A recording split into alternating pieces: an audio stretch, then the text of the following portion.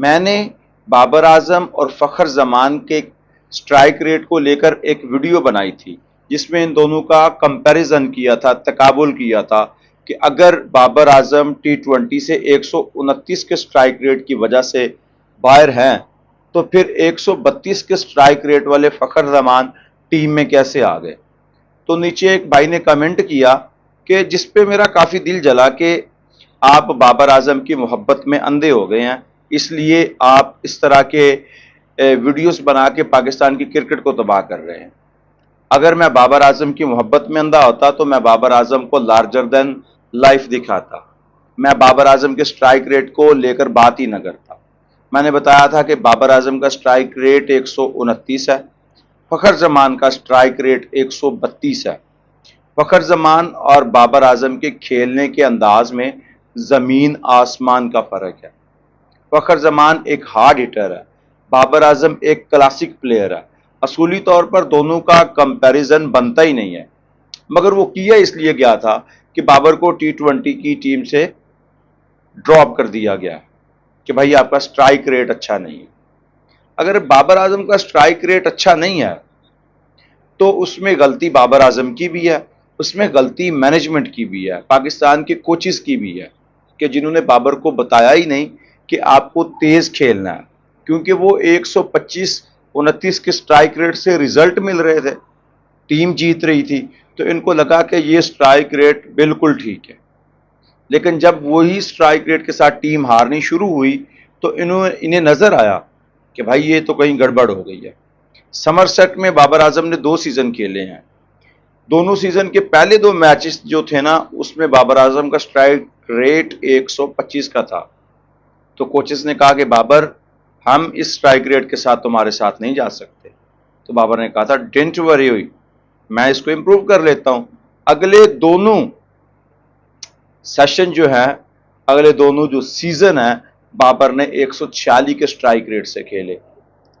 جب آپ کو کپتان نہیں بتائے گا، کوچ نہیں بتائے گا کہ ٹیم کی ڈیمانڈ کیا ہے، اب ماڈرن ڈے کی کرکٹ کیا کہتی ہے، تب تک کپتان یا بیٹسمین اپنے شیل سے نہیں نکل سکتا۔ بابر اعظم اس وقت اگر تنہا ہے تو شاید اپنے اس ہال کی وجہ سے ہے جس میں وہ باہر نہیں نکلنا چاہ رہا۔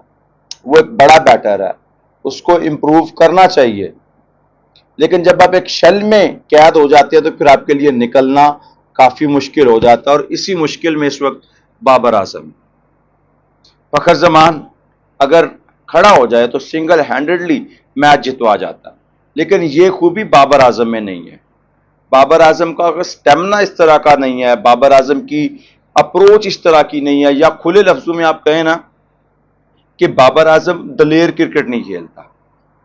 جب آپ دلیر کرکٹ کھیلتے ہو، کھل کر کھیلتے ہو، آپ اپوزیشن کا خیال رکھتے ہو کہ آپ کے اپوزیشن کی خوبیاں کیا ہیں، خامیاں کیا ہیں، تو آپ ان پہ ہیوی رہتے ہیں۔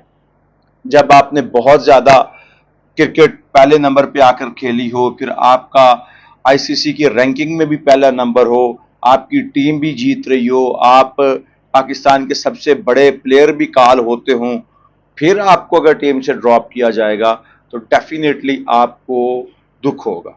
شاید اس دکھ سے بابر اعظم نکل نہیں پا رہے۔ بابر اعظم کے لیے نکلنے کا ایک ہی راستہ ہے کہ جو ماڈرن ڈے کی T20 کرکٹ ہے اس کو کھیلے۔ اگر وہ نہیں کھیل سکتے تو پھر سوئچ آف کر جائیں، جے روٹ کی طرح ون ڈے اور ٹیسٹ پہ فوکس کریں۔ اور بڑا پلیئر وہی ہوتا ہے جو اپنی غلطیوں سے سیکھتا ہے۔ بابر اعظم کے 4200 رن ہیں، 3 سینچریاں ہیں، 36 ہاف سینچریاں ہیں، اور یہ میں بات دوسری بار کر رہا ہوں فقط اس وجہ سے کہ بھائی آپ نے فخر کو چھوٹا پلیئر دکھایا بابر سے۔ بابر ایک الگ پلیئر ہے، فخر زمان ایک الگ کا پلیئر ہے۔ بابر اعظم اگر کھڑا ہوگا اس سے آج تک 2 4 یا 5 میچ جتوائے ہوں گے۔ فخر زمان کے کریڈٹ پہ لا تعداد میچ ہیں۔ میٹر نہیں کرتا کہ آپ کی سینچریاں کتنی ہیں، آپ کی ہاف سینچریاں کتنی ہیں، میٹر یہ کرتا ہے کہ آپ کے 35-40 رن امپیکٹ فل تھے یا نہیں تھے۔ وہ 35-40 رن پاکستان کی ٹیم کے گلے پڑے یا پاکستان کو جیتنے میں اس نے مدد دی۔ تو پاکستان نے یہ فیصلہ بھلے دیر سے لیا، لیکن یہ میسج کنوے ہو گیا کہ بھائی T20 میں الائیو رہنا ہے تو تگڑا کھیلنا پڑے گا۔ اب جتنی لاٹ T20 کرکٹ میں سلیکٹ ہوگی اس کے لیے ایک ہی آپشن کہ بھائی 125-30 کے سٹرائک ریٹ والا کرکٹ نہیں کھیل سکتا۔ اب اگر 80 کے سٹرائک ریٹ والے آگا کو موقع دیا جا سکتا ہے کہ آؤ آپ ثابت کرو، تو وہاں پہ 130 والے کو بھی موقع دیا جا سکتا ہے۔ آپ اس کو ایک سیریز دے دو کہ بھائی اگر تمہارا سٹرائک ریٹ امپروو ہوا تو ہم تمہیں کنٹینیو کروائیں گے، ورنہ یہ ہماری طرف سے آخری باری ہے جب تک تم خود کو امپروو نہیں کر لیتے۔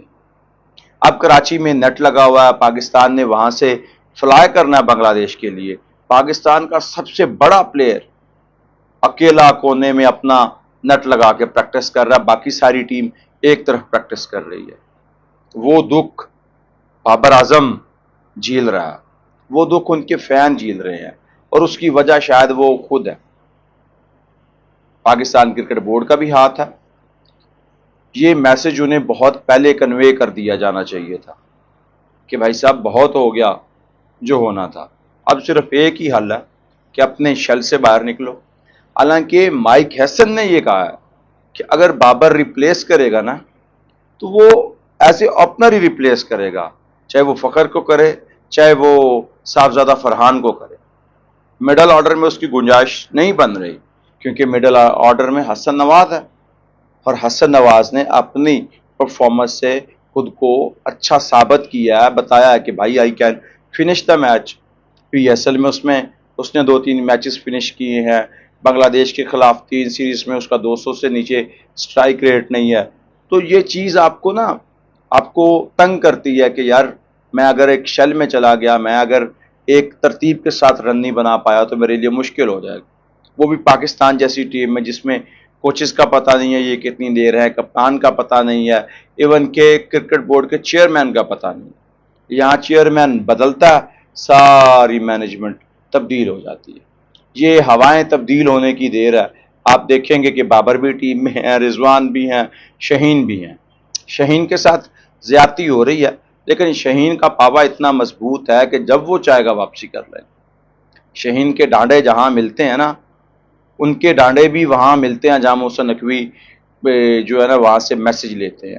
تو شاہد خان افریدی جس دن چاہیں گے شہنشاہ افریدی کھیلیں تو اس دن وہ کھیلیں گے، تو اس لیے شہنشاہ افریدی کو چنتا کرنے کی ضرورت نہیں ہے۔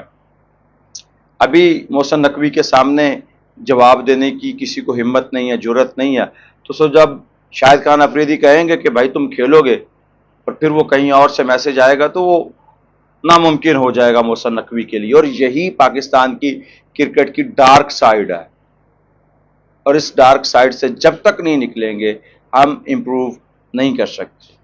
بابر کو امپروو کرنا ہے، فخر کو بھی امپروو کرنا ہے، اس کو اپنی فٹنس بہتر کرنی ہے۔ اب وہ ایک میچور پلیئر ہے، اس پہ بڑی زیادہ ذمہ داریاں ہوتی ہیں، اس کو اب تیز کھیلنا تو وہ پہلے ہی جانتا ہے، لیکن سٹرائک ریٹ کو بھی امپروو کرنا ہے۔ ادروائز اگلی باری بھائی صاحب آپ کی ہوگی۔ بابر تو شاید واپس آ جائے، آپ 35 سال کے ہو گئے ہیں اور آپ کی اتنی فین فالوئنگ نہیں ہے، حالانکہ آپ بڑے پلیئر ہیں جتنی بابر کی، آپ کے لیے شاید اتنی آوازیں بھی نہیں اٹھیں گی۔ تو گرنے سے پہلے سنبھل جائیں تاکہ پھر آپ گر کے اٹھ جائیں۔ اگر اسی طرح آپ گر گئے تو آپ اٹھیں گے نہیں۔